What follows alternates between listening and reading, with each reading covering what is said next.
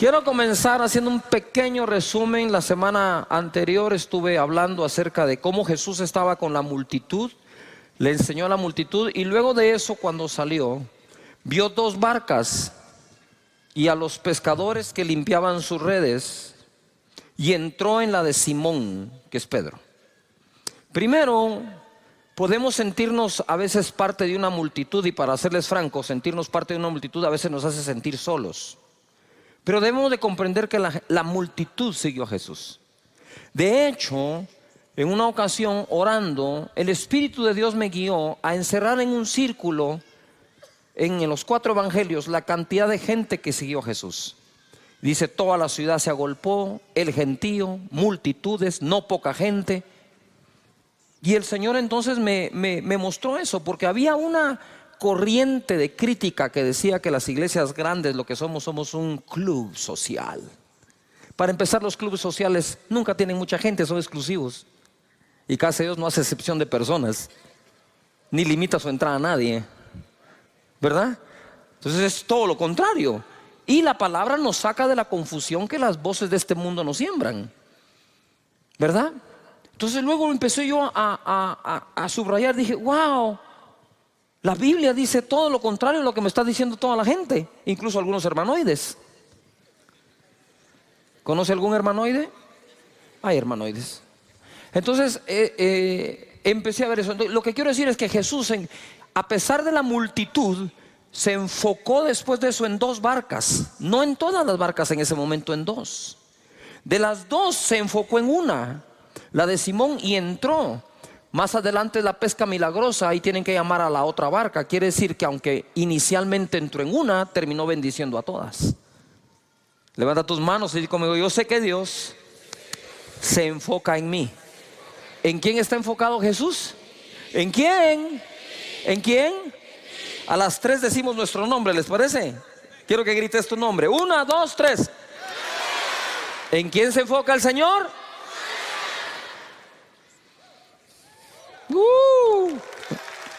Él se enfocó. Pero después de la pesca milagrosa hay cosas que reparar. La barca se estaban hundiendo, están llenas de agua.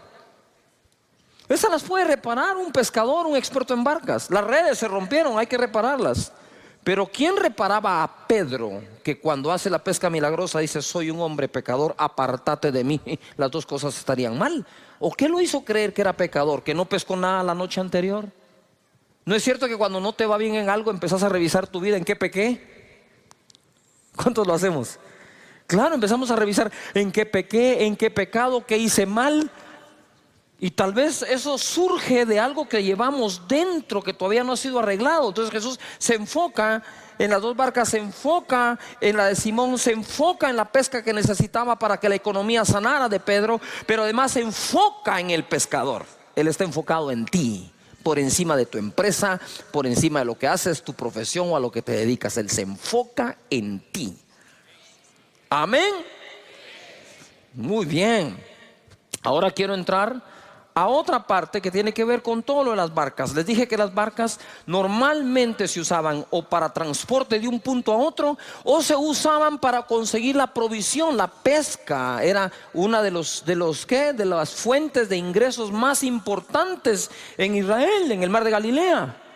Por lo tanto, o salían a buscar una provisión o se salían a transportar. Quiero hablarles hoy algo que sucedió mientras se transportaban. Dice Marcos capítulo 6, verso 45: enseguida hizo a sus discípulos entrar en la barca e ir delante de él a Betsaida. Él los hizo entrar en la barca. Se meten a la barca, se me van para Betsaida, en la otra ribera. Entre tanto que él despedía a la multitud. Y después que los hubo despedido, se fue al monte a orar. Usted sabe que yo una vez traté de despedir gente en el templo Pinula. La fila para despedirlos salía del templo, se daba la vuelta a todo el templo, pero nadie se quería despedir, todos querían oración. Yo digo: pues sí, pero ya oré, déjenme darle la mano, darle un abrazo. No, orar. Orar por el papá, por el tío, el hermano, el marido, el exmarido, el suegro, el ex suegro, la mascota, el perro, el gato, todo. Y después que los hubo despedido, se fue al monte a orar. Ojo acá. Esto es muy importante. Esto es más importante de lo que crees. No es solo cuestión de ir y orar, sino es cuestión de ocupar tiempo para bajar las revoluciones, para salir del cansancio. Y nosotros a veces no tomamos tiempo para salir del cansancio. Y hoy les voy a mostrar lo que sucede cuando no hacemos uso de ese tiempo. Dice, y al venir la noche, la barca estaba en medio del mar y él solo en tierra. Los discípulos andaban en un lado, él en otro. Y viéndolos remar con gran fatiga, todo el mundo diga fatiga, porque el viento les era contrario. Cerca de la cuarta vigilia de la noche, vino a ellos andando sobre el mar y quería adelantárseles. Viéndole ellos andar sobre el mar, pensaron que era un fantasma y gritaron. Otra versión dice, y gritaron de miedo, porque todos le veían y se turbaron. Pero enseguida habló con ellos y le dijo, tened ánimo, yo soy, no temáis, mi presencia siempre está contigo. Eso es lo que les estaba diciendo él. No teman, yo soy, aquí estoy, tranquilos. Y subió a ellos en la barca y se calmó el viento. Y ellos se asombraron en gran manera y se maravillaban, 52 esclavos, porque aún no habían entendido lo de los panes, por cuanto estaban endurecidos sus corazones. ¿Qué es lo que ocurre aquí? Yo quiero que entendamos de dónde viene todo, que no lo leí. Esta es la noche después de un día de trabajo. Él había estado enseñando todo el día en el monte. Y la gente había estado allí y los discípulos le dijeron, despide a la multitud, despide a la gente porque no tienen que comer, ¿verdad? Y fue donde él dice, ustedes denles de comer. Ellos dijeron, no tenemos sino 200 denarios, ¿verdad? ¿Y qué es esto para una multitud? Otro dijo, pero que hay un niño con unos panes y unos peces. Digo, tráiganlo. Los bendijo, los repartió y se multiplicaron a todos. Dijo, hagan recostar a las personas por grupos. A ver, todo el mundo diga, grupos. Más fuerte, grupos. ¿Cómo recostamos a la gente en casa de Dios? ¿En pequeños qué? Señores, esa es una visión del Señor mismo Jesús. Alimentar por grupos. Entonces los tiene a todos allí ahora en grupos. Ellos empiezan a ver el milagro. Tú te imaginas, para la mente de Dios se les multiplica la comida. No paran de darla, de 5 panes y 2 peces. Ahora 5,000 hombres, mujeres y niños comen. Y todo el día enseñó. ¿Cómo estaban al final del día? Cansados, pero Jesús habría de darles una gran lección y le dice, váyanse ustedes del otro lado, al otro lado. Quiero que vayan en el barco al otro lado. Yo los alcanzo después. Cuando él termina de despedir a la multitud, yo no sé qué hora es, pero les tomó la noche entera llegar al otro lado, porque llegó de madrugada donde estaban ellos. Entonces ahora viene él y despide a la multitud y piensa, estoy seguro, debo correr a alcanzar a estos porque ya van a llegar del otro lado.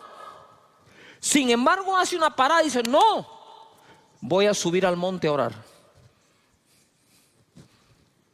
Voy a subir al monte a orar. Tengo que reparar mis fuerzas, porque el agotamiento, señores, es un serio peligro para el manejo de nuestros pensamientos, emociones y toma de decisión. Abusamos el día de reposo utilizándolo para lo que Dios nos dejó. Dios te dice 6 días trabaja, 1 no me trabajas. Y Jesús lo aplicó. Si tú quieres seguirlo 7 días dándole, dale. Nada más te voy a recomendar que vayas donde los psicólogos a que te den una tu terapia y que te saquen de donde te vas a meter. Yuhu. Jesús trabajaba duro, pero nunca se quemó. Entonces, nota esto. Primero se transportan. Él dice que se les quiso adelantar. Como todo líder, ¿verdad? Necesita ir adelante a veces. Y él se les quiso adelantar. Pero creo que cuando vio la situación dijo, aquí no vale la pena que me adelante, mejor me lo subo al bote ellos también. Ahora, ojo acá. Ellos están allí y dice la palabra que cuando Jesús los vio, ellos estaban fatigados. Diga de nuevo, fatiga. Espérame, ellos no estaban cansados. Ellos estaban, ¿qué? ¿Cómo estaban? Fatigados. Tenían una fatiga. Y dice una gran fatiga. Porque estaban remando. Pero estaban remando contra el viento. Nunca va a ser lo mismo remar con el viento a favor que remar con el viento en contra. Y nosotros tenemos épocas en donde el viento sopla a nuestro favor y épocas en donde el viento sopla en contra, no a nuestro favor, en contra nuestra. En contra de la familia, en contra de tu persona, en contra de tu llamado, en contra de tu servicio, en contra de tu servicio profesional, en contra de tu oficina. Y hay vientos que son contrarios, vientos en la economía, vientos en la política, vientos en cualquier tipo. Se crean ambientes en donde remar cuesta mucho. Ahora ellos estaban fatigados y llega Jesús y dice la palabra que se espantaron. Ellos creían que era un fantasma. Cuando estás fatigado, cuando no has hecho tiempo para meditar en su palabra, para reposar en él, lo que es tu salvación, tú lo miras como una amenaza. Lo que es el Salvador, tú lo miras como un fantasma. Así solemos verlo, porque la fatiga, el cansancio, incluso emocional, distorsiona la manera en que podemos ver las cosas. ¿De qué manera veo? Muchas veces veo de acuerdo al estado de ánimo que tengo.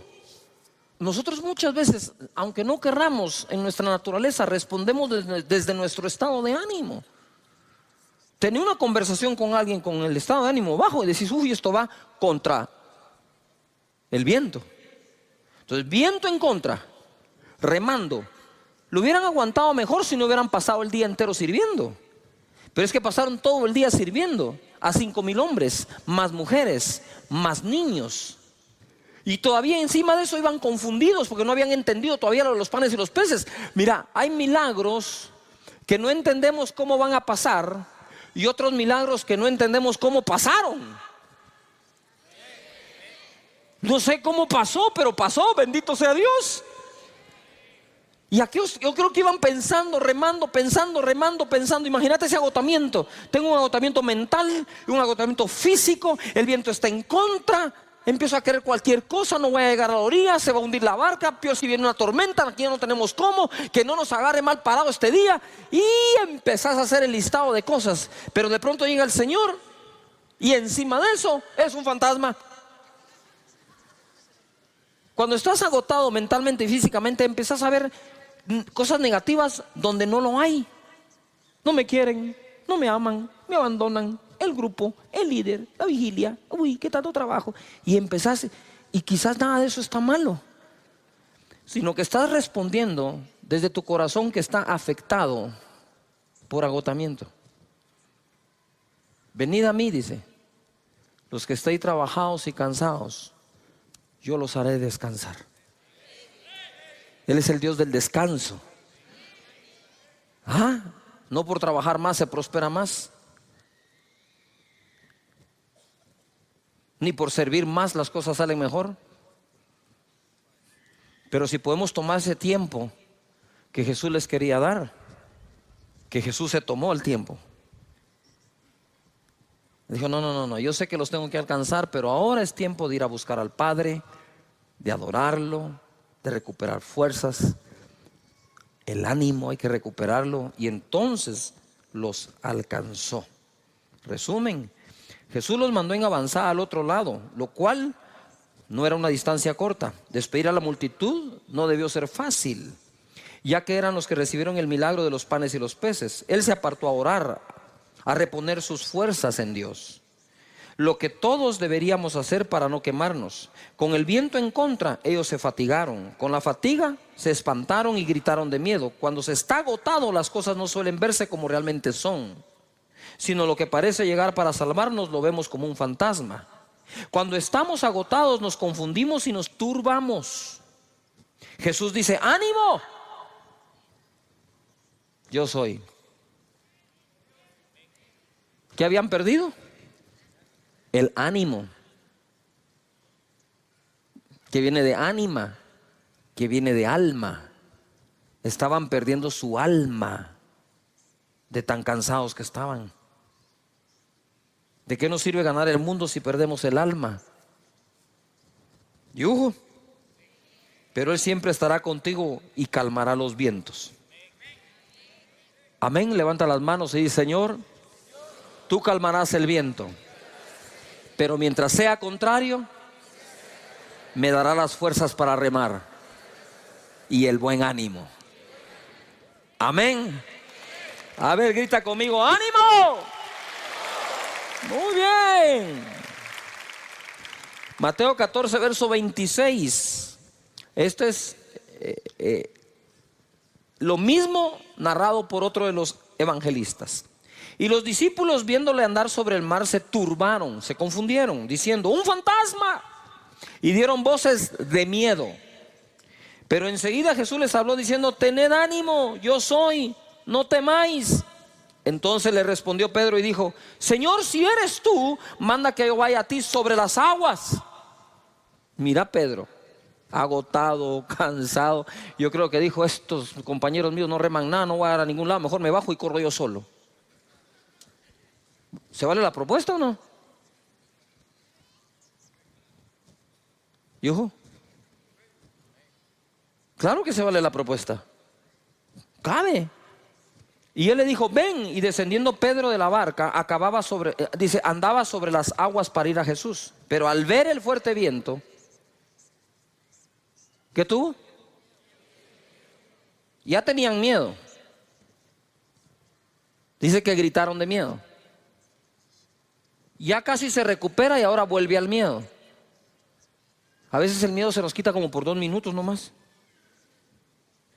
Pero al ver el fuerte viento tuvo miedo y comenzando a hundirse dio voces, porque cuando uno se está hundiendo, créame que grita, diciendo: Señor, sálvame.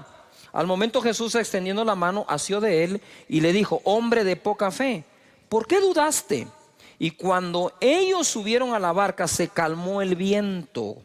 Entonces los que estaban en la barca vinieron y le adoraron, diciendo: verdaderamente eres hijo de Dios. ¿Ah? Pero no era fantasma, pues. Lo que tú hoy ves como un fantasma, lo que te asusta, es lo mismo que después vas a ver tú, que era el Señor que estaba ahí contigo. No te va a dejar. Ahora nota algo, les hablé del enfoque de la multitud.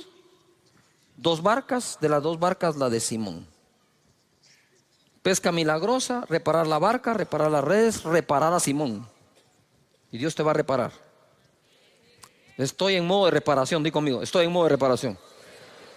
Y no es que hayas pecado, simplemente hay que reparar cosas dentro. Y Dios te va a reparar, te va a reconstruir por dentro. ¿Me estoy explicando? Y entonces ojo acá, porque viene acá Pedro y él se enfoca, Jesús se enfoca. Pero ahora Pedro también se había enfocado. ¿Qué hizo Pedro? Pedro viene y se enfocó en Jesús. Es un fantasma. Tengan ánimo, yo soy. Y Pedro le responde: si eres tú, tú dijiste que eres tú, tú dijiste eso, ahora si eres tú, manda que yo vaya sobre las aguas. Ven, le dijo, y le dio una prueba de que era él. O sea, ya estaba comprobado, si es él, hay que cobrar nuevo ánimo, no temer, no temas. Entonces él se baja, empieza a caminar por la fe, ¿verdad? Y cuando empieza a desenfocarse, empieza a ver el fuerte viento, tiene miedo y entonces se hunde. Ustedes saben que en casi todos los deportes se habla de la anticipación visual. Anticipación visual es cuando tú anticipas visualmente lo que viene o lo que habrá de venir. Y son diferentes cosas. Por ejemplo, ¿verdad? Cuando un futbolista corre, él debe levantar la cabeza para ver a dónde va el centro. Solo levanta la cabeza. Es impresionante cómo tu cuerpo, tu cerebro, agarra distancia, fuerza, altura, velocidad, efecto. Y una vez lo mira, ¡pah!, patean la bola a la cabeza del que vio. Eso es en distancia corta, mediana o aún larga. ¿Ha visto esos que patean la bola de un extremo a otro de la cancha y al pecho del otro futbolista? ¿Y cómo así? Porque la anticipación visual prepara todo tu cuerpo para actuar. En el tenis no le puedes quitar la vista a la pelota. Aun cuando pegas aquí, viendo, cuidado, el golf, pegas y tienes que dejar la cabeza ahí porque tenías que tener tu mirada ahí. En el esquí siempre esquías 3, 4 curvas adelante. Normalmente en el esquí no esquías el presente, esquías el futuro. No puedes poner la vista acá. ¿Has visto tú a los equilibristas? Van en el equilibrio, no van viendo la cuerda. Si voltean a ver la cuerda, se caen. Tú no tenés que poner tu mirada donde pones los pies. Tú tenés que llevar los pies a donde pusiste tu mirada.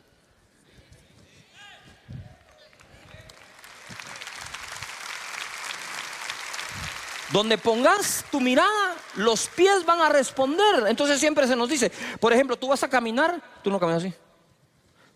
Tú mirás y caminás. Pedro vio a Jesús y caminó. Pedro vio la tormenta y se hundió. Las dos cosas las tenés presentes. ¿Tenés una tormenta o un viento fuerte? Contrario, sí lo tenés. Y tenés a Jesús. Pero sí te digo algo, no puedes ver las dos.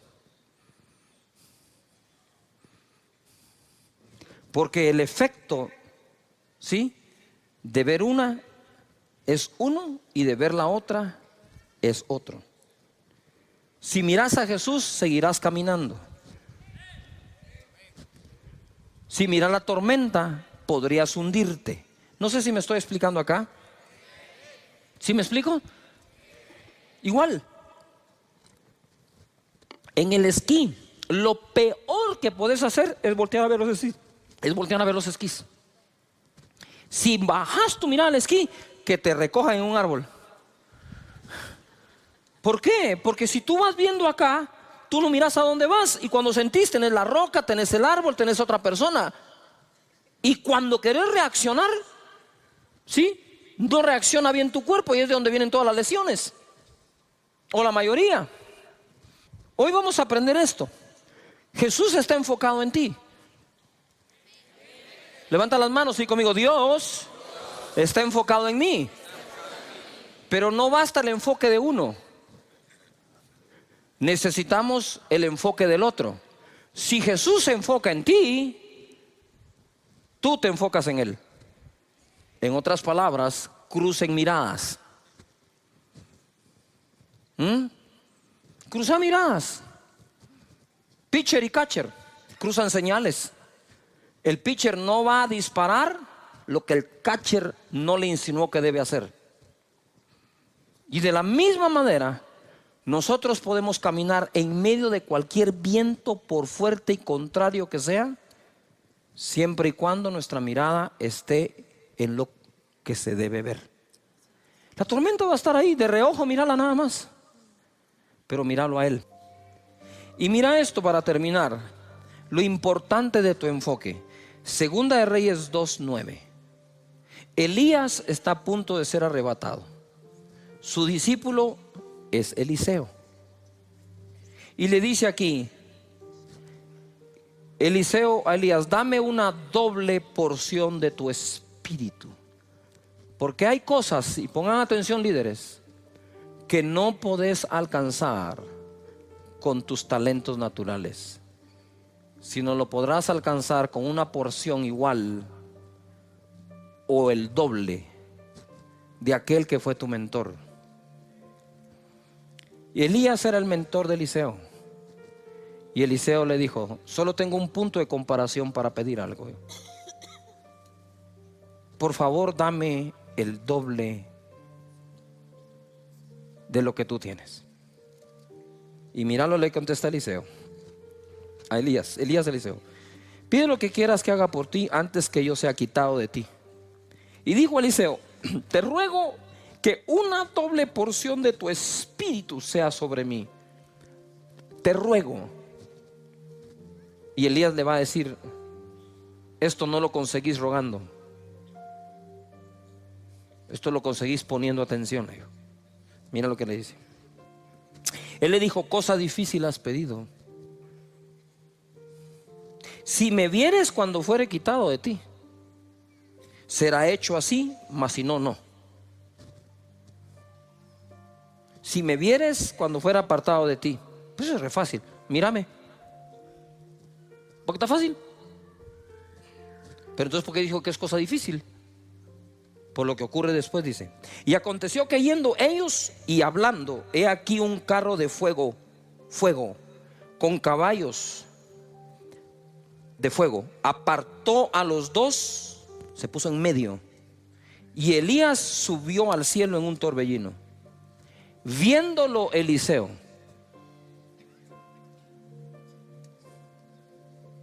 cuando aparece el carro de fuego en medio, cuando aparece la prueba de fuego en medio, podrías perder tu enfoque. Pero creo que Eliseo decía: no importa cuánto me arden los ojos, cuánto el fuego está ardiendo, tengo que seguir, debo ver a Elías, porque fue lo que me dijo. En medio de la tormenta, Pedro tenía que haber dicho: tengo que ver a Jesús. Puesto los ojos en el autor y consumador de la fe. Y Moisés se sostuvo como viendo al invisible. Nos sostiene lo que vemos o nos hunde lo que vemos, y las dos cosas están presentes para que escojas: el fuego del carro y Elías, el fuerte viento y Jesús, la persecución de los egipcios o el invisible. Siempre estarán las dos opciones para que escojas.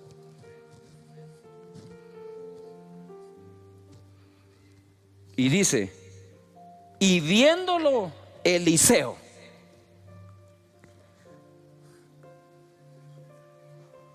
¿Cuántos van a poner su mirada en Jesús todo el tiempo?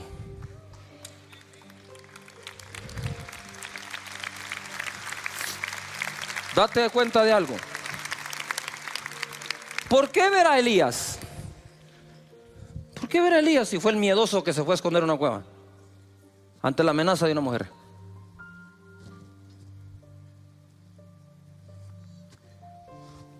Que eso fue lo que el mismo profeta le dijo. Nuestro enfoque es importantísimo. Pero te desenfocas, ¿sí o no?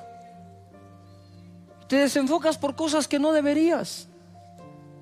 Por problemas con alguien, resbalaste, malas relaciones con personas, porque asumes que alguien no te ama, la situación del país, dimes y diretes, redes antisociales. ¿Tú sabes cuántas cosas existen para que perdamos el enfoque? Mira, en la barca o fuera de la barca, no apartes tu mirada de Jesús. La presencia siempre irá contigo. Propósito de la serie o temporada es que vivas seguro que Dios no te deja ni te abandona. Aquí establecí un balance yo en una de las enseñanzas. Si Dios prometió no dejarte ni abandonarte nunca, nunca, nunca, entonces por más que tú te quieras alejar de Él, eso es una falacia. No es verdad. Lo que puedes hacer es dejar de tener la comunión con Él que solías tener, pero alejarte de Él, ¿cómo? Es como tú decir: me voy a alejar de mi piel. ¿Cómo te salís de ahí? No sé si me estoy explicando. Si tú no te puedes alejar de ti mismo, ¿cómo te vas a alejar de Dios? Si uno que en ocasiones se autoabandona no se puede dejar, mucho menos Dios. Por eso cuando Jesús en la cruz del Calvario dijo: Dios mío, ¿por qué me has abandonado?, Fue la primera y única vez que Jesús llamó a su Padre Dios como tal, que le dijo Dios a él, ¿verdad? Muchas veces dijo que Él es Dios, su Padre. Pero decirle Dios a papá, cuando nosotros nunca llamamos por nombre a nuestro padre o a nuestros padres, nosotros siempre llamamos a nuestro papá, papá, viejito y todo lo que nosotros solemos hacer. Así que vamos ahora hacia un puerto seguro. Todos queremos zarpar y navegar a un puerto seguro. Pero no, eso no solo es por agua, por aire también. ¿Cuántos vuelos se cancelan? Y tú dices, pero si el clima aquí está bueno, sí, pero el clima está malísimo, ¿dónde vas a ir a aterrizar? El clima tiene que ser bueno donde despegas y donde aterrizas. Y el clima debe ser bueno de donde zarpas y a donde tú llegas a anclar o el destino que estás buscando. En Hechos 27:13 he estado hablando mucho de esta tormenta que sufrió Pablo. Dice en el verso 23: pues anoche se me apareció un ángel enviado por el Dios a quien pertenezco y sirvo, y me dijo: no tengas miedo, Pablo, porque tienes que presentarte ante el emperador romano, y por tu causa va a librar de la muerte a todos los que están contigo en el barco. Por tanto, señores, anímense, porque tengo confianza en Dios y estoy seguro de que las cosas sucederán como el ángel me dijo. Terminamos hablando acerca del propósito. Los vientos eran contrarios, pero al final fueron favorables. Y hay vientos que son contrarios a nuestra vida, que terminan siendo favorables. Son vientos que al final nos favorecen. Lo que pasa es que durante la tormenta no estamos pensando que lo que nos está pasando pueda ser favorable, pero está escrito que todas las cosas ayudan a bien a los que aman a Dios, a los que han sido llamados de acuerdo a su propósito. Quisiera que en voz alta digas propósito. Si Dios tiene un propósito para ti con los planes de bien y no de mal, para hacerte al final el bien que estás esperando, debes de reposar, descansar, confiar plenamente en que hasta los vientos contrarios te llevan al puerto seguro, que es donde Dios te quiere tener, que es lo que Dios quiere hacer.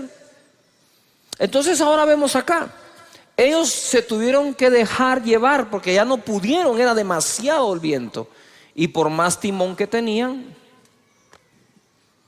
pues había que agarrar para donde el viento los estaba llevando, ¿no? Aún así, por impetuoso que sea el viento, podés controlarlo con un timón. Todas las grandes naves tienen timón. Así que confía en el propósito de Dios. Confía que hay cosas que parecen malas pero te llevan a bien. Todo ayuda bien a los que aman a Dios. Y quiero hacer un paréntesis acá. Muchos de ustedes tienen una profesión. ¿Cuántos tienen una profesión definida? Te hayas graduado o no, pero estás ejerciendo una profesión. Quiero ver a todos los que tenemos una profesión. Mira cuánto profesional. Que no te engañe tu profesión, hombre. Porque cuando fallan las cosas en tu profesión, querés meter a Dios en la profesión, en lugar de preguntarle a Dios qué otra cosa podés hacer. No sé si me estoy explicando. Eres dentista, te quiebras la mano, no la puedes volver a mover. ¿Qué vas a hacer? Pues te vas a tener que inventar algo. Ah, no, esto que es lo que yo sé hacer. Porque la profesión, cuando por fin la tienes, te amplía el horizonte. Más adelante dice, de aquí no pasás. Es la fe lo que nos saca adelante, por encima de la profesión. Porque no siempre se termina ejerciendo la que uno estudió toda la vida. La vida puede cambiar. Hay circunstancias que nunca escogimos nosotros y nos llegan del puro aire, como decimos. Entonces la fe detona la capacidad de adaptación que nosotros podamos tener en esta vida. Pero si tu mente está allí, es más, tu mente no, te lo voy a hablar claro, tu orgullo está allí en lo que más sabes hacer, pero lo que más sabes hacer no te está dando de comer, aprendí a hacer otra cosa por la fe. Y ojo, al rato te va mejor, ¿verdad? Muy bien. Santiago capítulo 3 verso 2 nos va a hablar del timón de la nave. ¿Cuál es el timón de la nave? Santiago 3:2 dice: porque todos ofendemos muchas veces. A ver, ¿cuántos de ustedes alguna vez han sido ofendidos por alguien? Quiero ver la mano. Todos los que han sido ofendidos. ¿Cuántos de ustedes han ofendido a alguien? Quiero ver todos los que hemos ofendido a alguien. Deje la mano ahí levantada. Si usted ofendió sin querer, la mayoría de las veces, levánteme la otra mano. ¿Por qué no piensa así cuando lo ofenden? ¿Ya se dio cuenta que todos aceptamos que la mayoría de las veces ofendimos sin querer? Pero cuando nos ofenden no es sin querer, ¿va? Lo planeó. Tengo que encontrar la libreta donde lo he escrito. Y empezás con esa tu teoría de conspiración. El timón de la nave dice: todos ofendemos muchas veces. Si todos ofendemos muchas veces, la inteligencia emocional bien desarrollada es vital. Aprender a perdonar y dejar eso en el pasado. Si alguno no ofende en palabra, este es varón perfecto, capaz también de refrenar todo el cuerpo. Quiere decir que si puedo llegar a refrenar mi boca, puedo refrenar todo. He aquí nosotros ponemos freno en la boca de los caballos para que nos obedezcan y dirijamos así todo el cuerpo. Mirad también las naves, aunque tan grandes y llevadas de impetuosos vientos, son gobernadas con un muy pequeño timón por donde el que las gobierna quiere. Yo quisiera que me pongan algunas fotografías de ejemplos de timón. Muy bien, ustedes pueden ver ahí es un avión gigante. Pero ustedes saben ahora, la vez pasada me entraron a una cabina para que viera. Ustedes pueden ver ahora el timón. Sí, es un pequeño stick. Cuando yo entré y vi eso dije: ¿y con eso vas a manejar este chunche? Sí, me dijo. Y la verdad, ni con esto, me dijo. Apacha un botón y esto despega, vuela y aterriza solo. Y entonces, ¿para qué te pagan a vos? Le dije: pues por si no funciona. Pero uno entra a un avión de ese tamaño y mira, dice uno: ¿qué pasó con el timón? Este es el timón ahora. ¿Cómo puede llevar usted el control de un avión que puede llegar casi a la velocidad del sonido con ese pequeño timoncito? Pues así es. Es como la palanca, puede ser pequeña, puede mover el mundo. Siguiente ejemplo. Mira un carro de Fórmula 1, 320 kilómetros por hora. 320 kilómetros por hora. Si cuando uno acelera en esos carros potentes a más de 100 de un solo, siente que el estómago lo dejó tirado, en esto a saber qué se debe sentir, pues. Usted sabe que los niños, acá tenemos miembro de la congregación, un joven de 12 años en go-kart va a 130 kilómetros por hora. 130. Este va a 320, 340. Y miren el timón. Y en ese timón lleva el control de todo. Pero deje ese gran carro con potencia. Lo más seguro es que usted tenga un auto que ya le sube volumen al radio, que verdad que ya le apacha unos botoncitos, ya lleva más controles. O sea, como que el control no lo dejan en el timón, el gobierno de la nave. Aquí hay otro ejemplo, ¿verdad? Caballo. Ahí está, el freno. Así que no siempre funciona esa onda del freno, ¿verdad? Pero no podemos negar que con eso se guía a un caballo. Y aún toda bestia animal puede ser domesticada por el hombre. Dice la palabra acá que es gobernada por un pequeño timón por donde el que las gobierna quiere. Levanta las manos y di conmigo: yo puedo llegar a gobernar mi vida por donde yo quiero.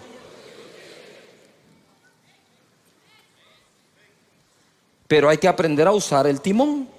Verso 5. Así también la lengua es un miembro pequeño, ¿verdad? Aunque nosotros siempre tenemos a un amigo que es lengua larga, ¿verdad? Lengua viperina. Pero ¿qué lengua es este, ¿verdad? Así también la lengua es un miembro pequeño, pero se jacta de grandes cosas. Es decir, es capaz de hacer grandes cosas. He aquí cuán grande bosque enciende un pequeño fuego. Basta un buen fosforazo para quemar el bosque entero. Y la lengua es un fuego. Miren lo que es la lengua. La de todos. Si no entendemos la definición que las escrituras le dan, no vamos a saber qué hacer con ella. Y dice, la lengua es un fuego, un mundo de maldad. ¡Yujú! La lengua está puesta entre nuestros miembros y contamina todo el cuerpo. Quiere decir que hay cosas que le pasan a nuestro cuerpo culpa del uso de la lengua. E inflama la rueda de la creación. ¡Yujú! Y ella misma es inflamada por el infierno. Cuando uno lee este verso le dan ganas de arrancarlo, ¿verdad? No de subrayarlo, sino de tacharlo, porque de verdad es muy fuerte. Pequeño verso que me está diciendo, la creación es inflamada por la lengua, pero la lengua es inflamada a su vez por el infierno. Por eso dice que es un mundo de ¿qué? Maldad. ¿Qué es lo que quiero decir con eso? Es, si nosotros comprendemos y aceptamos esto, entenderemos la importancia de su uso. ¿A cuántos han metido en problemas por un lenguazo, como decimos, verdad? ¿Sí? Y la otra pregunta es, ¿en cuántos problemas te has metido cuando has dicho algo? También. Entonces hay que aprender a hacer uso de eso, hasta en las comunicaciones, porque nos comunicamos hablando, aunque tenemos lenguaje corporal, por supuesto. Pero ¿cuándo fue la última vez que no resolvimos un conflicto con nuestra pareja, con nuestros hijos, con nuestra familia, porque usamos malas palabras, porque las ponemos donde no van, porque las entonamos como no queríamos? ¿Cuántas veces nosotros hemos dicho, uy, no, eso no es lo que quiero decir, eso no era lo que quería decir, yo no te dije eso? ¿Cuántas veces hacemos eso? La pregunta que te quiero hacer hoy es, para que la meditemos, ¿hasta dónde te ha llevado eso? ¿Hasta dónde te puede llevar eso? ¿A la destrucción de una relación? ¿De una amistad? ¿De un país? ¿Acaso no fue a través de palabras que nos han querido destruir? Palabras sacadas de contexto. La lengua, que es un mundo de ¿qué? De maldad. Pero es así.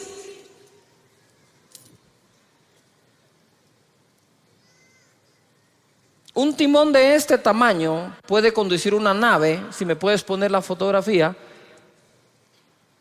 del barco, ¿sí? Un pequeño timón puede conducir todo un buque. Por lo tanto, esta pieza es muy importante. No la puedes desconectar, no hay manera de que tomes el rumbo. Entonces, ¿qué es lo que quiero decir? Es que el rumbo de nuestra vida al final está en nuestra boca. Dice la Escritura que el hombre come del fruto de sus labios. Por lo tanto, aprender a hablar no se trata de que aprenda a hablar el que se presenta en público. Debemos hablar en público aquellos que sabemos hablar en privado o sostener una conversación con una persona.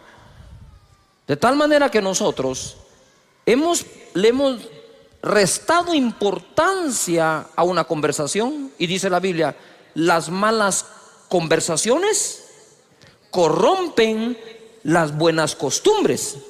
Entonces quiere decir que ese bendito timón tenemos que aprender a usarlo. Ojo acá, así como puede ser inflamado por el infierno, así como esa lengua puede inflamar la rueda de la creación, como un pequeño fósforo puede incendiar un bosque, también lo mismo lo puede apagar. También lo mismo puede ser usado para bien o para bienestar. Por algo Jesús es la palabra de Dios encarnada.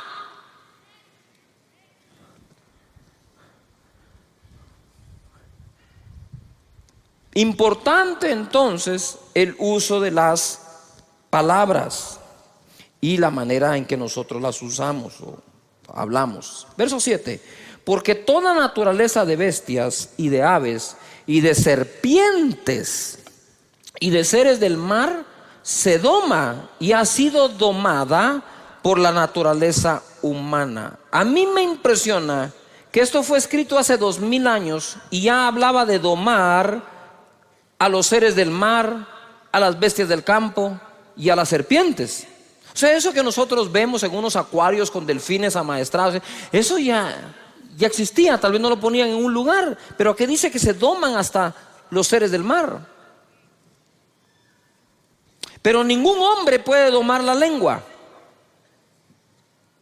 que es un mal que no puede ser refrenado, llena de veneno mortal. ¿Llena de qué? Veneno mortal. Algunos venenos actúan inmediatamente, ¿no? Pero hay otros que quedan ahí y van intoxicándolo a uno hasta que lo destruyen. Piensa, posiblemente algunas de las cosas que llevas dentro, heridas, traumas, tuvieron que ver con una conversación, más que con un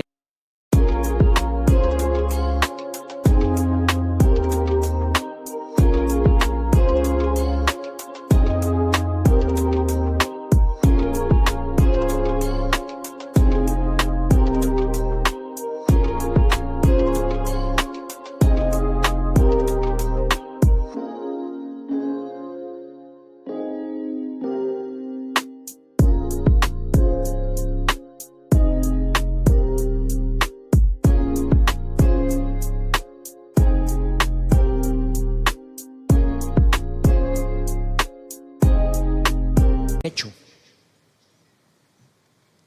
Porque dejó escrito aquí el apóstol Santiago que tiene veneno mortal. Ahora quiero establecer un balance acá. Dice: todas las bestias, animales, seres, aves, peces es domado, pero ningún hombre puede domar la lengua. Pero date cuenta que cuando en el contexto está hablando de domar un ser ajeno a uno. Yo no puedo domar tu lengua, pero sabemos que sí podemos dominar la propia.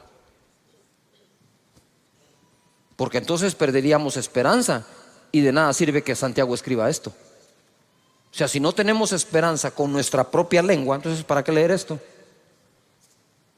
¿Qué sentido tiene? Solo nos está dando la información que estamos amolados y seguiremos igual.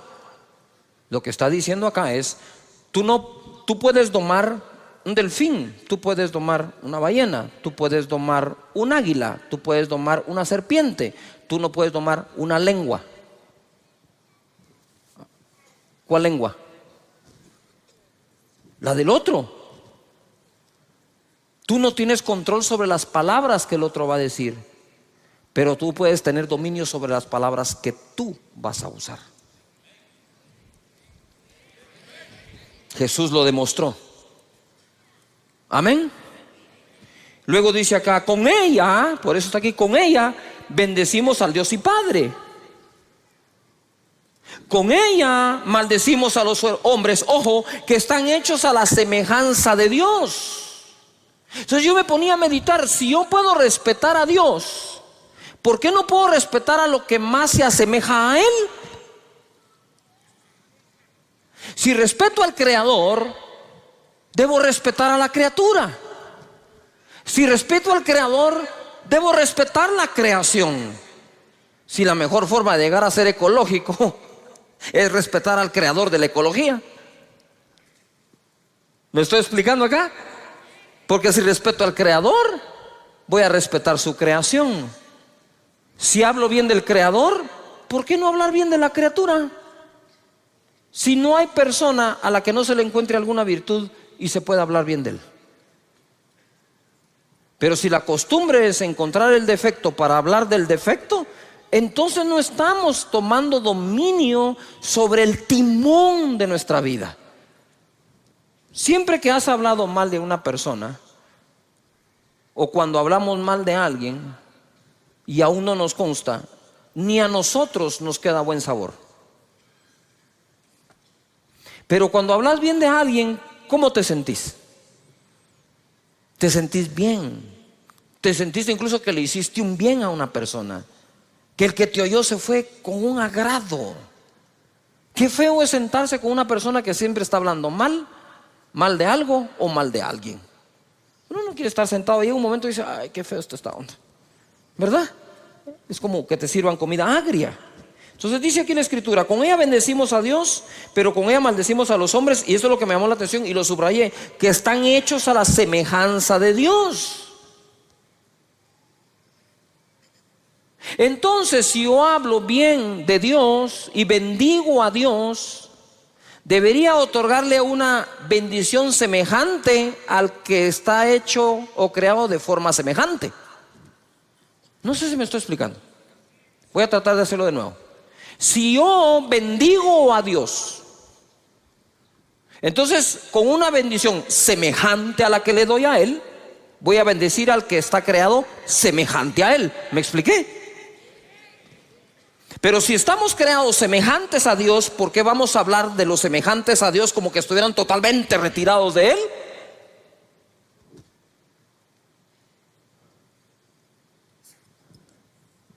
Ok, lo voy a poner de otra forma. Si tú eres como creación lo más semejante a Dios, mi comentario acerca de ti debe ser lo más semejante al comentario que hago de Dios. Lo voy a decir con otras palabras, pues voy a usar las palabras.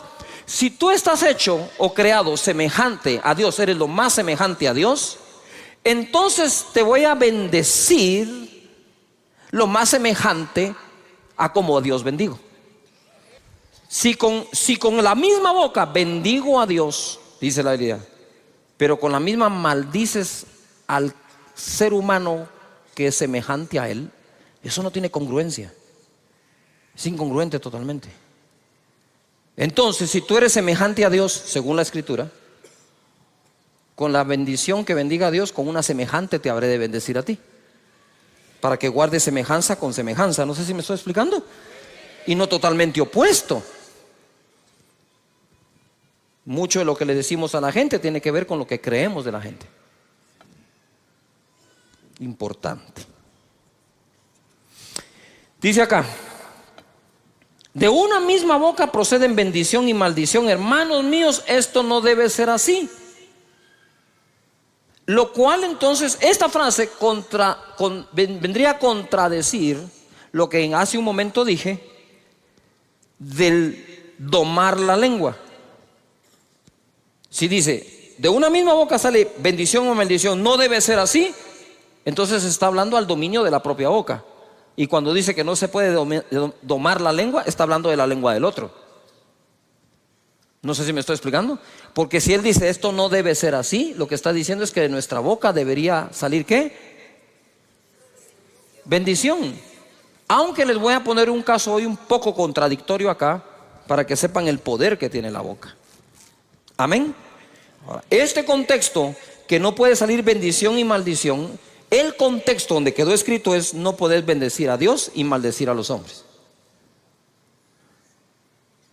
¡Yujú! ¿Sí? ¿Estamos de acuerdo? Y dice acá, ¿acaso alguna fuente hecha por una misma abertura agua dulce y amarga? Hermanos míos, ¿puede acaso la higuera producir aceitunas o la vid higos? Así también ninguna fuente puede dar agua salada y dulce. Sin embargo, vemos que la dan. La nave tenía su propio timón. Ya contra el viento y el mar violento, los navegantes no pudieron dirigirla, sino quedar a la deriva. Apareció otro timón. Pongan atención, apareció otro timón. el de la palabra que el ángel les llevó. Y Pablo dijo: atracaremos en una isla y nadie perecerá. El timón que llevaba el capitán, llegó un momento que no importaba para dónde giraba, el viento era muy fuerte. Pensaban que iban a morir, pero apareció el verdadero timón de ese momento de la nave, que iba a ser la palabra que salió de la boca de Dios. ¿Me estoy explicando?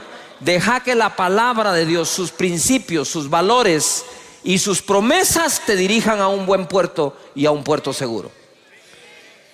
De esa manera nosotros podemos ver que apareció otro timón. Mateo 12, 33, 37. Para nosotros poder tener un mejor timón, lo debemos de saber conectar. Verso 33. Dice: o haced el árbol bueno y su fruto bueno, o haced el árbol malo y su fruto malo, porque por el fruto se conocerá el árbol. Esta palabra árbol malo en el original significa lo siguiente, pongan atención: corrupto de raíz. No es un árbol de mango que le salieron algunos malos mangos. Es un árbol de mango que todo le salió malo. Entonces el problema ya no fue un mango, el problema es el árbol completo. Entonces cuando habla aquí del árbol malo, no habla de un árbol que pueda tener defectos como tú y yo. Habla de un árbol que es malo de raíz.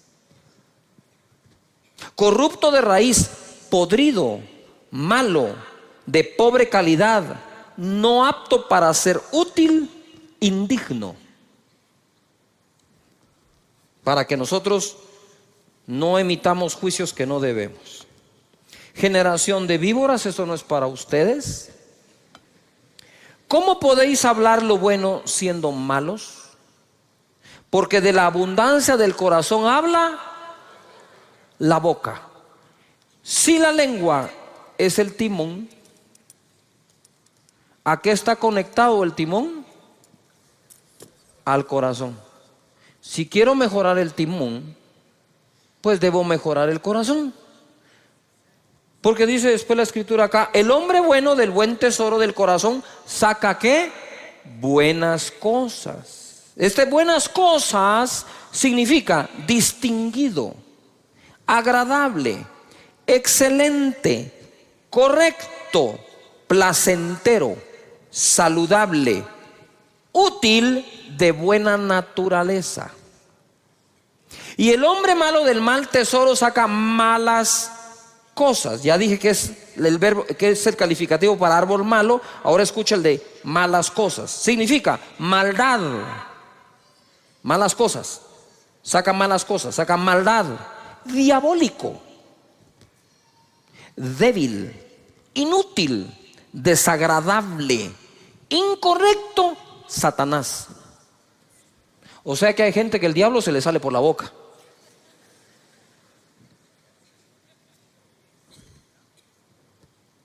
Mas yo os digo que de toda palabra ociosa que hablen los hombres, de ella darán cuenta en el día del juicio. Ociosa significa inútil, pereza, infructuoso, no productivo. Verso 37, porque por tus palabras serás justificado y por tus palabras serás ¿qué? Condenado.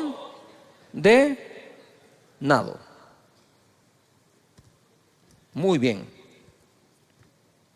Reparando el timón, voy rapidito ahora, Mateo 12, 33, 37, el mismo pasaje pero en la palabra de Dios para todos. Verso 33, decidan si el árbol es bueno y el fruto es bueno, o si el árbol malo y el fruto es malo. El árbol se conoce por sus frutos. A ver, todos digan fuerte: decidir. ¿Qué tenemos que tomar hoy? ¿Una qué? ¿Una qué? ¿Una qué? Ahora te quiero preguntar algo. ¿Tienes cosas buenas en tu corazón? ¿Cuántos decimos que tenemos cosas buenas en el corazón? Entonces es fácil. Es fácil. Di conmigo: yo voy a hablar de las cosas buenas que tengo en el corazón. Las malas no las dejé salir. ¿A cuántos de nosotros tenemos cosas buenas en el corazón? Entonces, el buen hombre saca del buen tesoro ¿qué? ¿Buenas qué? Pero ¿cuántos reconocemos que también tenemos cosas feas en el corazón? A ver. Yo también. No hay uno de nosotros que no tenga algo feo dentro del corazón. Lo que hay que hacer es no sacarlo, pues. Yuhu.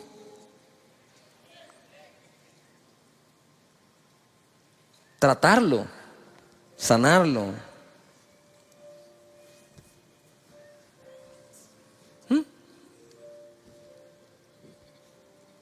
Por eso cuando me escribes te digo, no te hagas bolas. Ya estás otra vez hablando para hacerte bolas.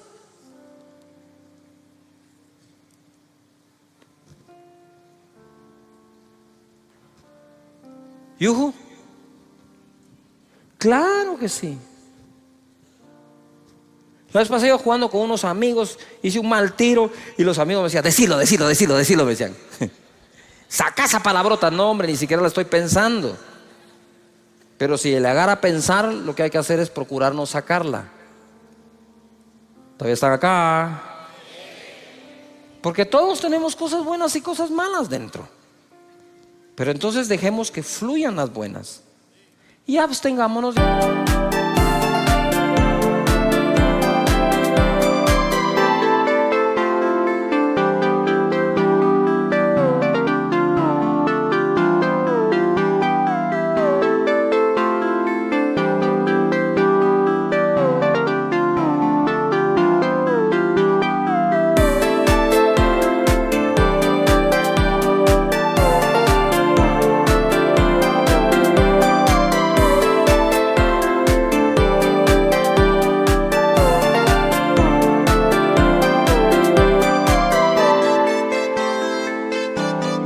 hablar de las malas. ¿Podríamos aplicar eso a las demás personas? ¿Sabes algo bueno de alguien? De eso habla de él. Si otro va a hacer el trabajo sucio, déjalo que sea otro, pero no tu boca. Amén. Porque debemos de bendecir a Dios y bendecir ¿a qué? A los hombres. Y sigo, ¿estamos de acuerdo? 34, partida de víboras, dice acá. ¿Cómo pueden ustedes hablar lo bueno siendo tan malos? Lo que uno dice muestra lo que uno es en su corazón. ¿Yuhu? Lo que uno dice muestra lo que uno es. El que es bueno lo es en su interior y habla de lo que tiene allí. De igual manera el malo lo es en su interior y habla de lo que tiene allí. Pero yo les digo que en el día del juicio la gente tendrá que dar explicación por cada una de las palabras inútiles que dijo. Las palabras que dijiste servirán para juzgarte, ellas te aprobarán o te condenarán. Efesios capítulo 4 verso 29 en la versión lenguaje actual dice: no digan malas palabras. Y dice, mira, al contrario, digan siempre cosas buenas que ayuden a los demás a crecer espiritualmente, pues eso es muy necesario. No hagan que se ponga triste el Espíritu Santo de Dios. Si algo pone triste al Espíritu es el uso de las palabras. Y por último voy a ir a esto, un controversial ejemplo. Por el amor de Dios, no se me vayan. ¿Sí? Todavía déjenme terminar esto porque quiero cerrar la serie con broche de oro. En Marcos capítulo 11 verso 21, bájame un poquito. Dice, entonces Pedro acercándose le dijo: maestro, mira la higuera que...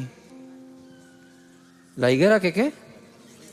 La higuera que qué se ha secado. ¿Tú creerías que Jesús maldijo? Pues a la higuera sí. Jesús el día anterior le dijo: nunca jamás alguien vuelva a comer de tu fruto. Y se secó. Quiero que tomen en cuenta esto, porque esto es muy poderoso. Respondiendo Jesús le dijo: tened fe en Dios, Porque de cierto os digo que cualquiera que dijere a este monte, quítate y échate en el mar, y no dudar en su corazón, sino creyere, será hecho lo que dice. Y lo que diga, dice, ¿le será qué? Por tanto os digo que todo lo que pidiereis orando, creed que lo recibiréis y os vendrá. Y Pedro dijo, el que quiere amar la vida, el que quiere amar la vida y ver días buenos, refrene su lengua de mal y sus labios no hablen engaño. Entonces, ¿en dónde está nuestro futuro? En nuestra boca. ¿Por qué creen que siempre confesamos con una confesión que en la boca hay un milagro? Eso no es un dicho así nomás, qué bonito para empezar un discurso. Eso tiene sentido.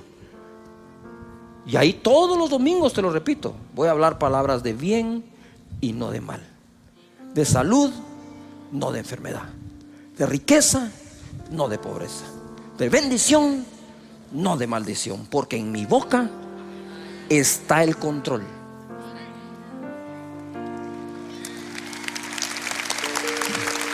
Ahora oí esto.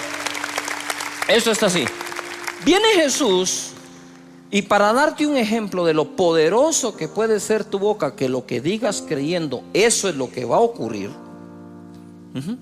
Entonces lo primero que tengo que hacer es ejercitar mi corazón en total confianza en Dios, para que cuando conecte la boca al corazón, de la abundancia del corazón hable la boca. De la abundancia de la confianza que le tengo a Dios, mi boca va a hablar. Es que no hay trabajo.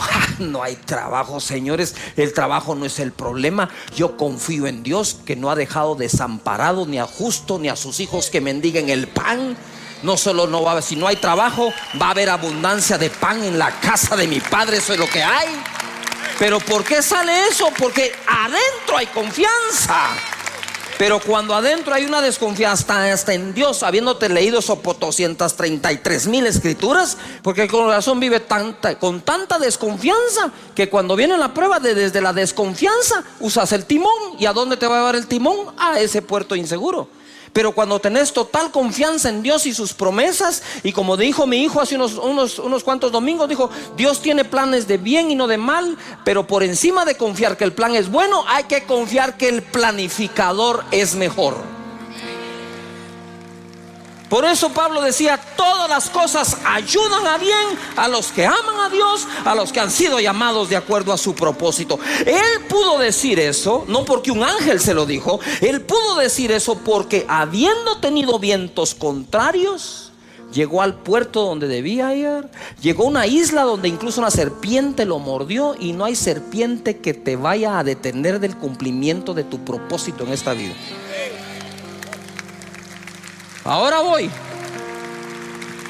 ¿verdad? Mejorar el corazón. ¿Cómo puedo mejorar el corazón? Lo que llevo adentro, meditando. Dios es bueno, su misericordia es para siempre, su gracia es sobreabundante, nunca me ha dejado, nunca me dejará. Cuando tenés esa confianza, el timón se compone. Y por último, ¿por qué puse ahí un ejemplo controversial? Porque para decirte que todo lo que digas creyendo que lo recibiréis vendrá, el ejemplo que puso fue la maldición de una higuera, no la bendición. Él no llegó donde una higuera seca y le dijo, para mañana tendrás fruto, y lo puso por ejemplo. ¿Por qué puso por ejemplo la maldición? Para que cuides tu boca. Porque así como se cumple lo bueno que decís, se puede cumplir lo malo. ¿Cuántas veces pasé yo por ese pasaje y no me detuve a meditar que fue una maldición la que usó de ejemplo? La maldición de una higuera. Entonces lo que te está diciendo es, hey, ten cuidado, porque tu boca es tan poderosa para secar una higuera que podría secar tu negocio, que podría secar tu familia, que podría secar tu grupo, que podría secar tu nación por andar hablando lo que no tenés que hablar. Mejor hacer fructificar tu familia, fructificar tu nación, fructificar tu negocio. Porque al fin y al cabo la Biblia dice que el hombre come del fruto de sus labios. Cuando tú entres a tu trabajo, a tu comercio, Vas a tener que hablar palabras conmigo. Señor, hazme sabio para elegir sabios. Amén. Si uno no es sabio, ¿cómo reconoce al sabio?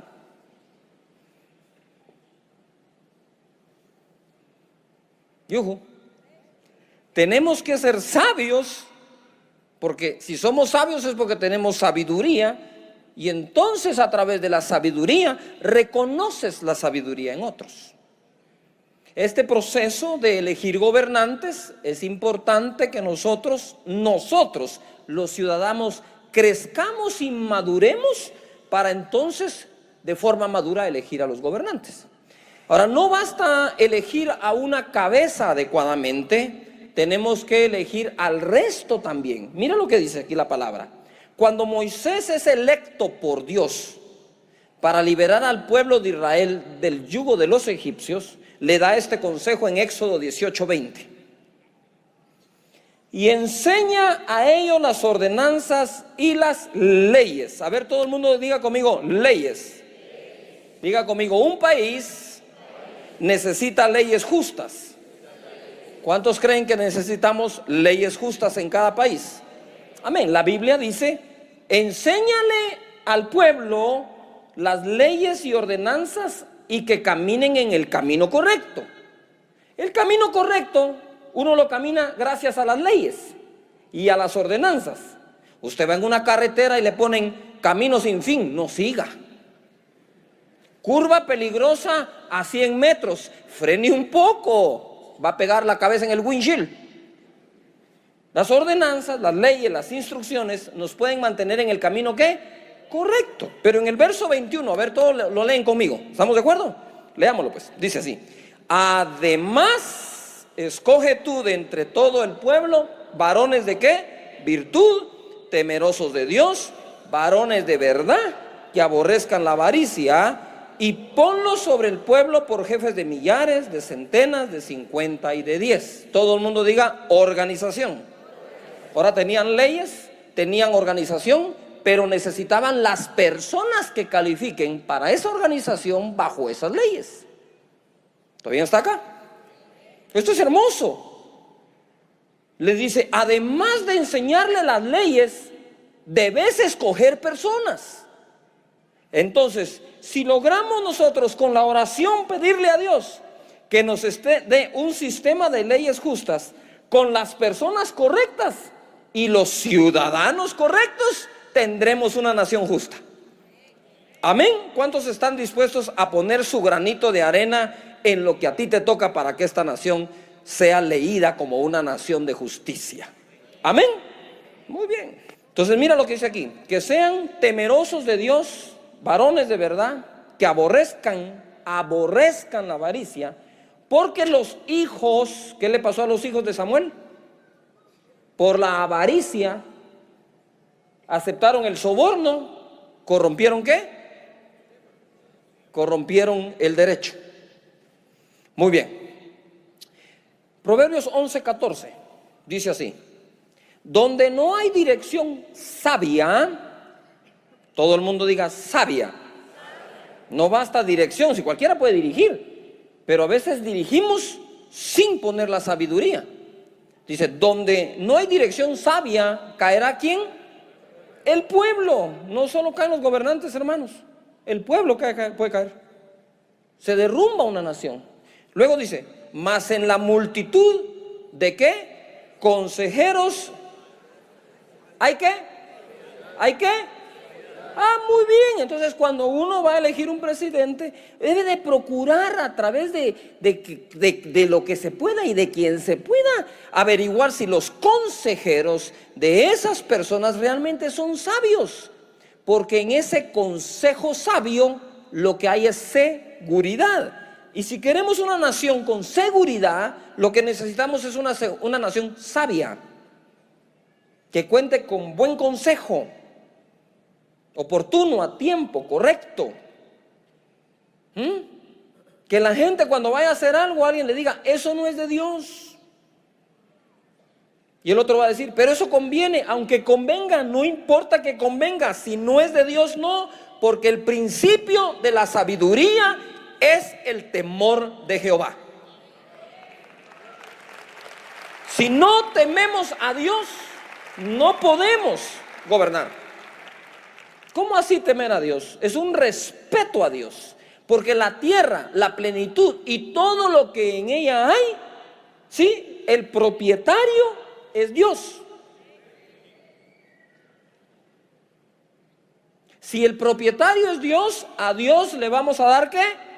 Las cuentas.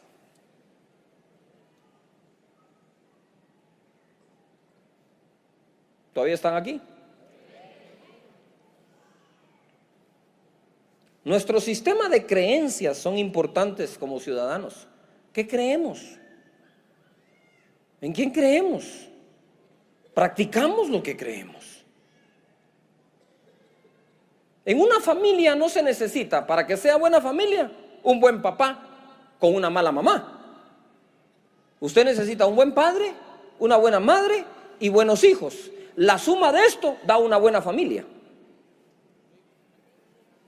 Todavía.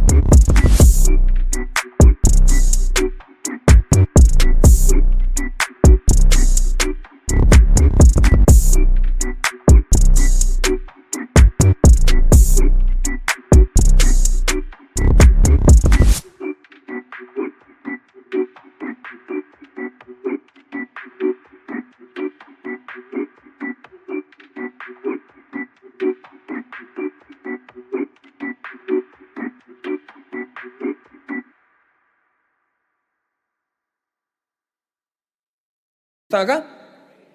Pero no basta que uno sea el bueno, no, tienen que ser todos los que hagan lo correcto. Entonces, ¿cuál es la vida espiritual de una familia? Es la sumatoria de la vida espiritual de cada individuo de dicha familia. ¿Cuál es la vida que Guatemala va a tener? La sumatoria de la calidad de vida que todos podamos desarrollar. Ciudadanos y gobernantes, los dos juntos, construyendo una mejor nación, un mejor país. En Primera de Reyes, capítulo 3, verso 7, se pone esto más que hermoso. Me gusta esto. Primera de Reyes 3:7 dice: ahora pues, Jehová Dios, tú me has puesto a mí, tu siervo, por rey en lugar de David, mi padre. Ojo, ojo con lo que dice Salomón. Salomón no dice, como soy el hijo, a mí me toca pues. No, dijo, Jehová me puso porque aún siendo el hijo, Jehová podría no ponerme. ¿O no le pasó eso al hijo de Saúl? Al que le tocaba gobernar después de Saúl fue a Jonatán, pero Dios no puso a Jonatán, fue a poner a David. Entonces Salomón no se jacta de ser hijo de David, sino dice, fue Jehová el que me puso a mí. Y cuando Dios se le aparece en el sueño, le dice Dios, pídeme lo que quieras. Pongan atención a esto. Él es hijo de David. Él sabe todo lo que Dios le dio a David. Él sabe cuántas victorias tuvo David. Pero entonces viene Salomón y al aparecerse Dios, le dice así, y yo soy joven y no sé cómo entrar ni salir. Seré muy hijo de David, pero no sé nada. Reconoce lo que no sabe para adquirir lo que necesita saber. No hay peor cosa que la prepotencia en algún gobernante o candidato ofreciendo que todo lo va a resolver, porque él y todos nosotros sabemos que no es posible. Y yo soy joven y no sé cómo entrar y salir.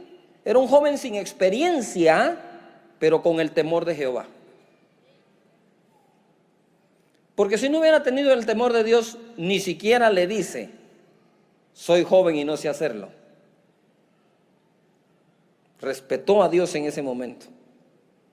Y en el verso 8 dice, y tu siervo está en medio de tu pueblo al cual tú escogiste, un pueblo grande que no se puede contar ni numerar por su multitud. Da pues a tu siervo corazón entendido para juzgar a tu pueblo y para discernir entre lo bueno y lo malo, porque ¿quién podrá gobernar este pueblo tan grande? Digan conmigo fuerte, enfoque. Salomón estaba enfocado a lo que Dios lo había llamado. Me pusiste para gobernar y siendo sincero, Señor, no sé cómo hacerlo. Por lo tanto, dame un corazón entendido para que mi juicio sea sabio y pueda gobernar a un pueblo tan grande, numeroso. Ni siquiera tengo el censo, no sé cuántos son, Señor. Por favor, dame sabiduría.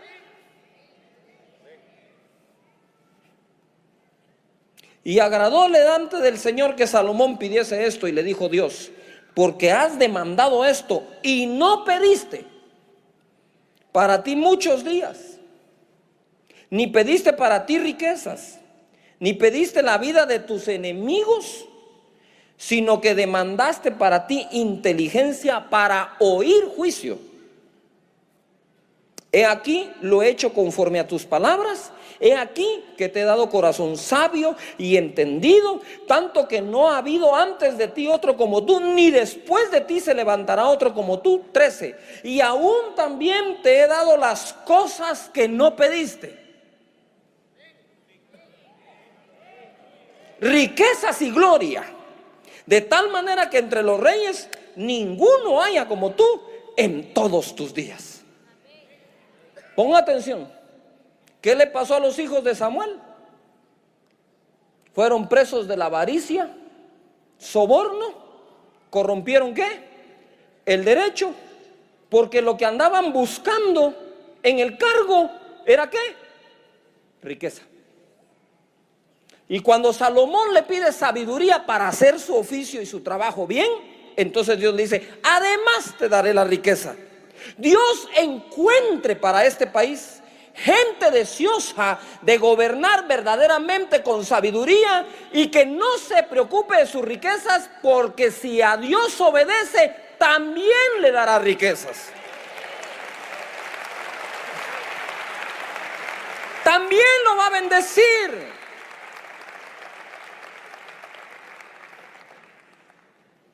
Dios bendice al que obedece. Dios bendice al que es correcto y trabaja bien. El mismo David decía, yo pastoreé al pueblo de Israel con la integridad de mi corazón y la pericia de mis manos. No solo era correcto de adentro en corazón, sino era capaz de hacerlo. Tenía habilidad para hacerlo. El Señor quiere levantar este país y los países de la gente que nos ve. Verso 14, ahora se pone algo que yo estoy seguro que no habían visto. Está muy ahí escondidito, pero es hermoso de verdad. Dice: y si anduvieres en mis caminos guardando mis estatutos y mis mandamientos como anduvo David tu padre, yo alargaré tus días. Cuando Salomón despertó, vio que era sueño, y vino a Jerusalén, ojo, y se presentó delante del arca del pacto de Jehová, y sacrificó holocaustos y ofreció sacrificios de paz, e hizo también banquetes a sus siervos. Eso fue lo que hizo Salomón. Vino delante de Jehová y presentó su sacrificio y sus ofrendas a Dios, al Dios de Israel, al Dios de su país, Jehová. Es de conocimiento de muchos, de que muchos gobernantes del mundo, no solo este país, no han consultado a Dios, no han bendecido su nombre, no han honrado a su nombre. Antes bien han consultado a brujos. Y han dejado que brujería entre a esas esferas. No se trata solamente de gente correcta, sino gente con el Dios correcto, que amen a Dios sobre todas las cosas. Levanta las manos y di conmigo: en esta nación se va a adorar al Señor. Amén. Así es, hay que adorar al Señor. Con esto, jamás te quiero decir que es por evangélicos que hay que votar. Porque hay evangélicos que hay que ver cómo cantan, pero no tienen temor de Jehová en sus corazones. Hay gente que no canta mucho, pero realmente tiene temor adentro del Señor y quiere hacer las cosas bien hechas. Que cuando le proponen decisiones y cosas, dicen: no, momento, no. Vos, pero si esta está buena, sí, pero es incorrecta. Eso no le agrada a Dios. Vamos a hacer las cosas que a Dios le agradan. En otras palabras, el temor de Dios es: no se pase de inteligente, pues.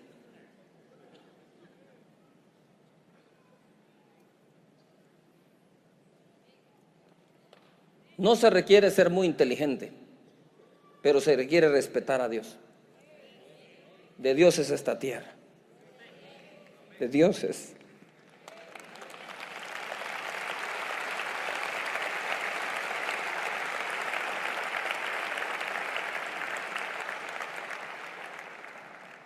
Mira lo que dice Primera de Reyes 3:16, el siguiente versículo. Y ahora agárrese la silla porque esto se pone fenomenal.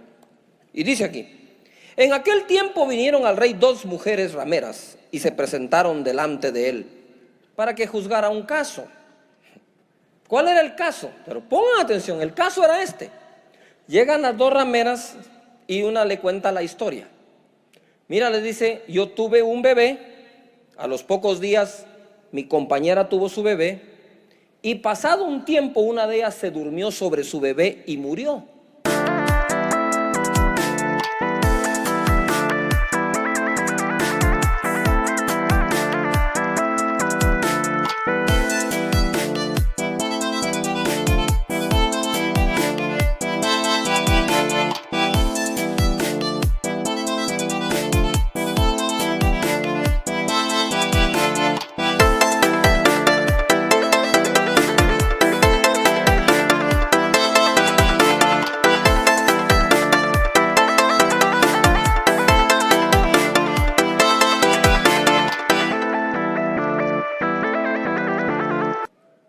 Entonces ella le dijo: cuando yo vi a mi bebé que estaba muerto y le presté atención, vi que no era el mío. A mí me cambiaron el bebé, ¿verdad? Y la otra dijo: no, no, no, ese es tu bebé, el que está vivo es el mío si estaba en mi cama. Y empezaron a discutir ellas, ¿verdad? ¿De quién era ese bebé? Y viene Salomón, la historia ustedes la conocen, y dice: ¿saben qué?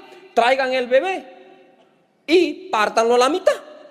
Denle la mitad a una y la mitad a la otra. Y entonces la verdadera madre levanta la mano y dice: no, denle el bebé a la otra, pero no lo maten. Y Salomón dice: ella es la verdadera madre, désenlo. El primer caso que va a juzgar como gobernante Salomón es el de una ramera. ¿Quién le haría hoy justicia a una prostituta?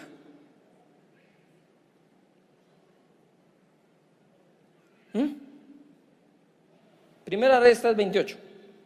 Y todo Israel oyó aquel juicio que había dado el rey y temieron al rey, porque vieron que había en él sabiduría de Dios para juzgar. Diga conmigo fuerte: sabiduría de Dios. O sea, ¿qué era lo que Salomón tenía dentro? ¿Sabiduría de qué? Esa sabiduría de Dios no desechó a la ramera, sino que le dijo: te haré un juicio justo. Ven. Y juzgó Salomón. Que esa sabiduría que Dios le dé a Salomón le sea concedida a todos aquellos que estén en cargos públicos de gobierno, que se lo estén pidiendo con corazón sincero al Señor, y tendremos una mejor nación.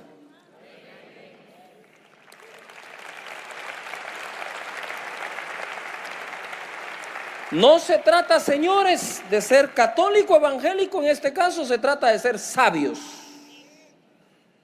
de tener la sabiduría de Dios. Esa sabiduría que no hace acepción de personas. Les voy a dar algunos versículos así, uno tras otro, para que los escriban. Dice Deuteronomio 1:17: no hagáis distinción de personas en el juicio.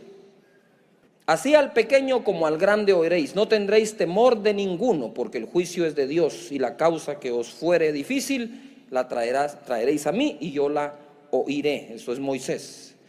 Proverbios 1:7 dice, en la versión Dios habla hoy: la sabiduría comienza por honrar al Señor. Los necios desprecian la sabiduría y la instrucción.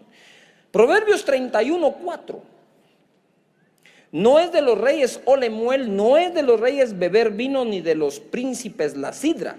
Está hablando de embriagarse. Dice: no sea que bebiendo olviden que la ley y perviertan el derecho de todos los afligidos.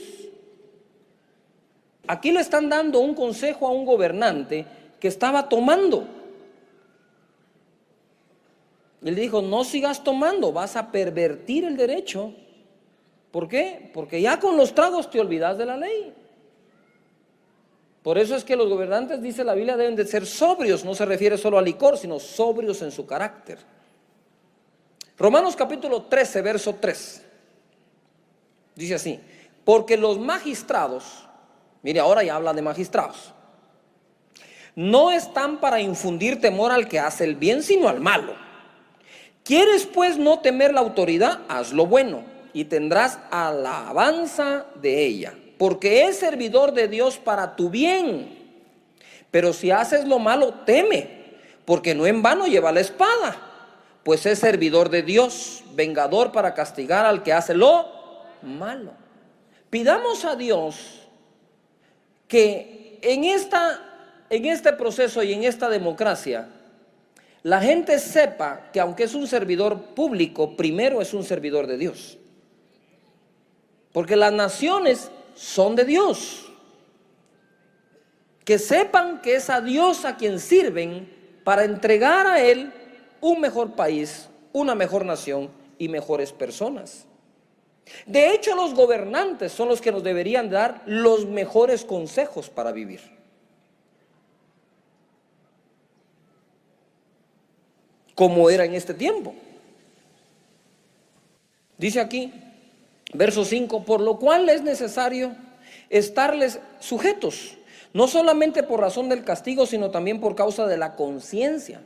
Pues por esto pagáis también los tributos o impuestos, porque son los servidores de Dios que atienden continuamente a esto mismo. Pagad a todos lo que debéis, al que tributo, tributo, al que impuesto, impuesto, al que respeto, respeto, al que honra, honra. No debáis a nadie nada, sino el amaros los unos a los otros, porque el que ama al prójimo ha cumplido la ley. Entonces, toda ley debe ser escrita para que se cumpla, ¿qué? Mandamiento de Dios: amar al prójimo. Las leyes deben de buscar que los ciudadanos practiquemos el amor de los unos para con los otros que Dios nos da.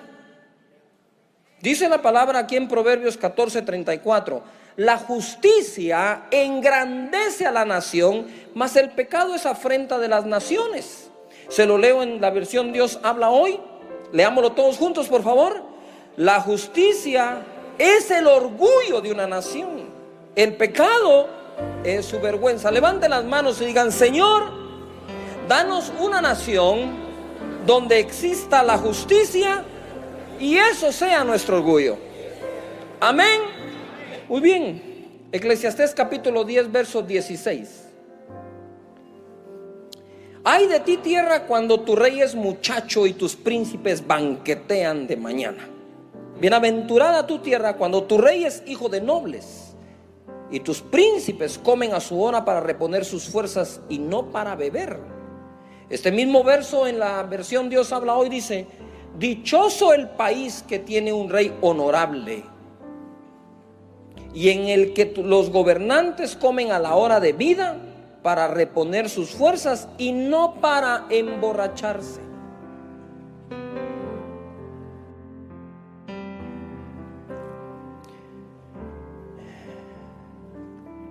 Ahí mismo en Romanos 13 verso 9 dice: porque no adulterarás, no matarás, no hurtarás, no dirás falso testimonio, no codiciarás, y cualquier otro mandamiento en esta sentencia se resume: amarás a tu prójimo como a ti mismo. Quiere decir que la base de una correcta sociedad es el amor. El amor trae el respeto. Si nosotros somos portadores de ese amor, démoslo, incluyendo a nuestros enemigos. Amad a vuestros enemigos, dijo Jesús. En esto se resume toda la ley, dijo Jesús, en que ames a Dios sobre todas las cosas y a tu prójimo como a ti mismo. En otras palabras, toda la ley que Dios dio era para que eso se cumpliera. Y dice aquí Proverbios 20:28: misericordia y verdad guardan al rey, y con clemencia se sustenta su trono. Dios habla hoy, esa versión dice: el rey se mantiene seguro en su trono cuando practica ¿qué? El amor y la verdad. Porque el resumen de la ley de Dios es amor. Cuando dejan el amor y la verdad, ya no están seguros en su trono.